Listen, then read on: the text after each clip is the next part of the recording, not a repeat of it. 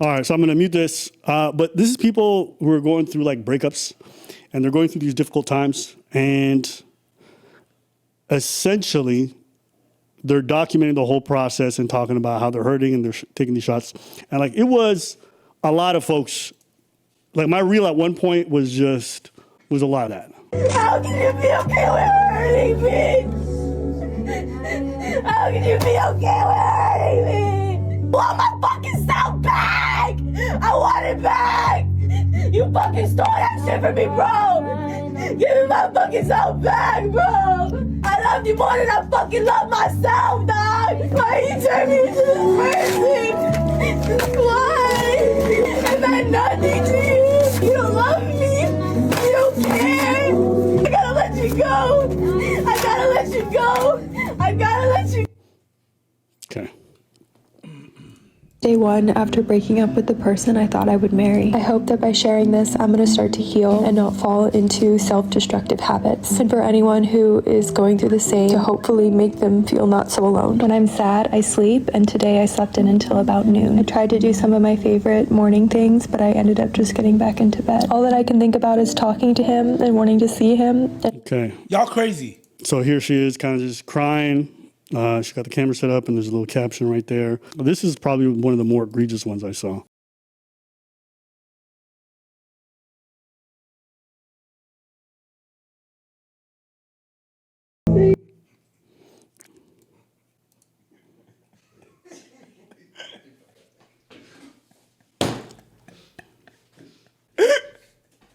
Oh shit, boy.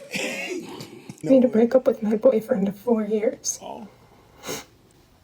In that sentence, it doesn't feel real. This has been one of the hardest decisions, and it's definitely going to be one of the hardest videos. So she does this. She does a whole getting ready with me to break up with her boyfriend, and she kind of documents the whole process. But you guys can kind of see, oh, 1 year later. Sure.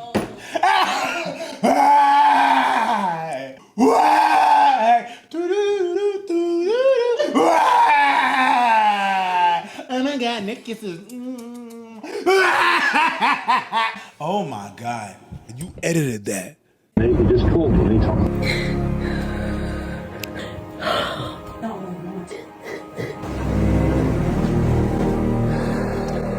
Holding the camera is crazy.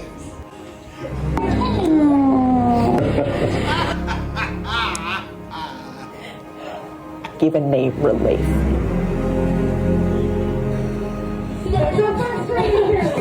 One more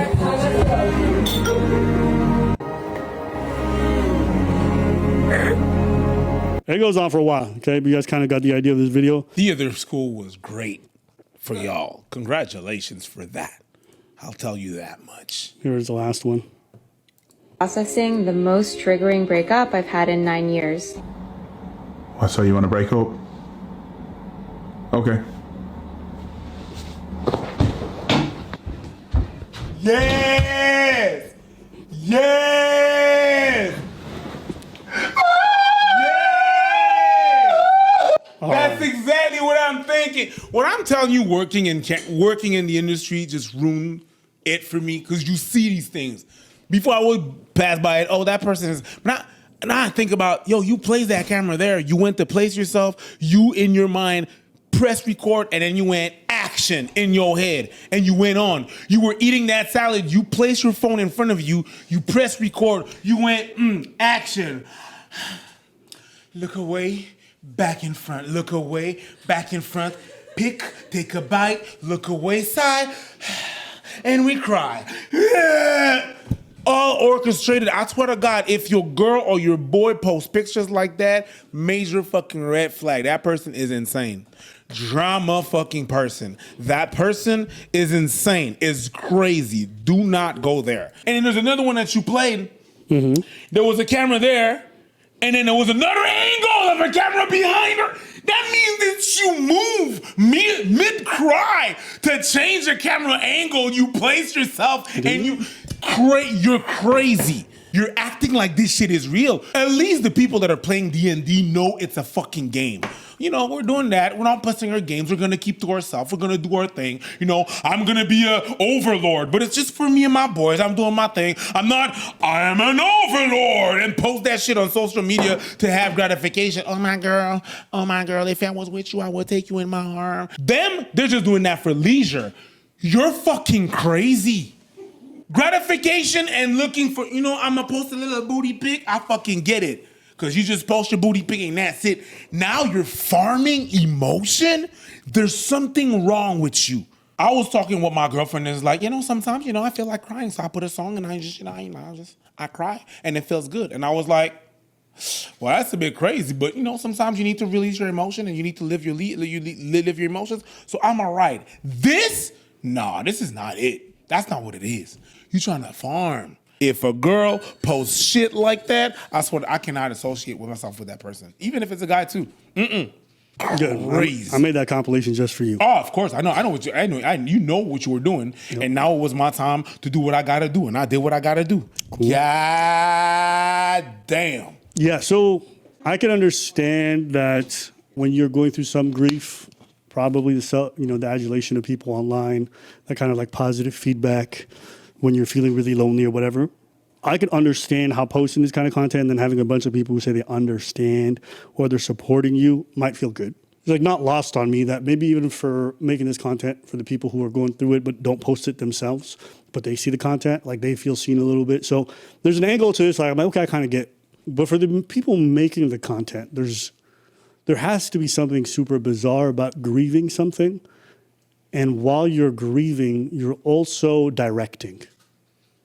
So your consciousness has to be split between two things. It's like this immense pain that's crushing you. And then you have to take out of it to be like, is this angle good? What about this angle? And what about that angle? Oh, was the sound okay? What color correction? Imagine you're going through something super, like let's say the breakup is a big deal in their life and it's super harmful and they're feeling the pain. And now they're worried about how other people perceive them and how they're going to watch the content later and whether or not it's going to do numbers and what's the best technique. Like, to me, that has to be harmful in a way that's hard to describe. I think it's even exponentially worse for women because if you notice in all these videos, these women are pretty well done up. Like their makeup is good, their clothes are good. So even when they're grieving and going through something so hurtful, they have to think about how they're going to look and making sure they look beautiful enough for Instagram. No, they're doing that for themselves. And that's everyday life. But even when you're grieving in the privacy of your home, you have to look presentable. There's got to be something super fucked. Like I ain't studied this field, but there's got to be something really broken about it. What do you mean you didn't study this field? You're not a doctor? You could be a doctor tomorrow. Let me get my chain, Dr. Atlas, and let me get Amanda Seals to... That's a fire name. Dr. Atlas? Yo. When you go through a breakup or anything involved, getting the feedback from a bunch of people who don't know the ins and outs of your relationship and don't know the realities of it can't be positive. It can't give you a healthy look at what went wrong. Like, let's say you fucked up. Let's say the relationship ended and you did something wrong. And now you posting videos of yourself crying over it, and all these people were like, "Oh, he don't deserve you. Maybe you was the fucked up one. We're all here for you, whatever it is." And like maybe your grieving process also has to be some form of accountability that you got to have on your own. That's not something to do with the internet, and the internet might actually be stopping you from figuring that shit out. Like, imagine you going through this process, you're grieving, you're going through all these different emotions. All of a sudden, the whole world is just being like, so I think this is what happened. Not knowing either party well enough to they don't know names, they don't know nothing. And you're internalizing that. And what's worse is these videos go viral. Like the things I was showing you, 20,000 comments, thousands of comments, hundreds of thousands of likes. And when you're seeing that unfold, to me, all I can think is you're probably encouraged to stay in this loop where you post this sad content about breaking up and all this other stuff. And you're going to have this constant feedback that's going to make you want to produce it or stay in this bad place. Yeah, 100%. If you post things like you break up, you post things like that, I'm going to be like, I know the side of it. I know what to happen. You was the crazy one. What is that you're saying? Oh, he broke up with you because you were too dramatic? Well, shit. Maybe the fuck you were. Obviously in a time where everything is monetized and everything is for the public. And so even when you have like all these influencers taking pictures beside like the casket of their dead relative and be like, oh, I miss you, Granny. Yeah. And like people are obviously outraged by that, but death is the sacredness of death is going out the window within the next few years.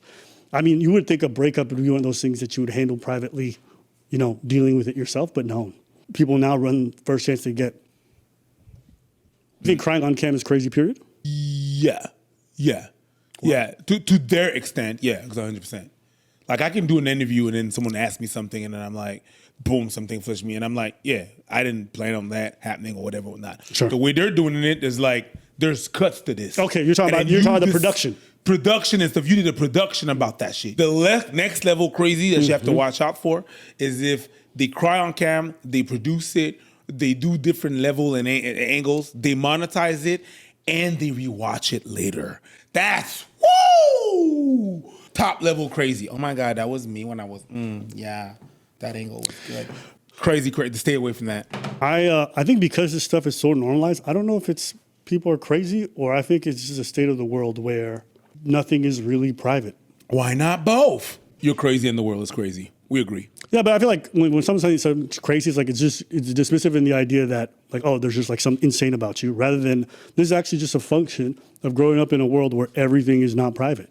So that's why the use of the word crazy when I was growing up, or at least like in my understanding of it, is this person is like busted. I think it's just the way the word is used. And so I'm harping on that, not recognizing you're using it differently. So we agree. I think when someone gets labeled crazy or they just start talking about people when they're crazy, I just think examination after the fact becomes very difficult because it's like, oh, they're just mentally not well, and you leave. But I understand that you're saying that is dismissive because you know what? I'm gonna tell you something. I'm gonna be real with you. It is dismissive because I don't want to waste my time. Anyways, I don't want to waste my time on that person. I don't want to be there and be like, I don't want to entertain it. So it's going to be dismissive for me. I need to, for the safety of my well-being, I need to dismiss it because it is not helpful for me. It is not efficient. It is not, so I am going to dismiss it. And I think that you're right into thinking that it is dismissive. Bitch, bye. I'm not interested. Skip. I'm going to put it in a box because I don't want to deal with that. But you're right. It is dismissive. I think you're right. Some people in the chat were saying deranged too. That's saying crazy with the pinky up. That's like, ooh, that person is deranged. Well that said. person crazy. Same thing. Well said.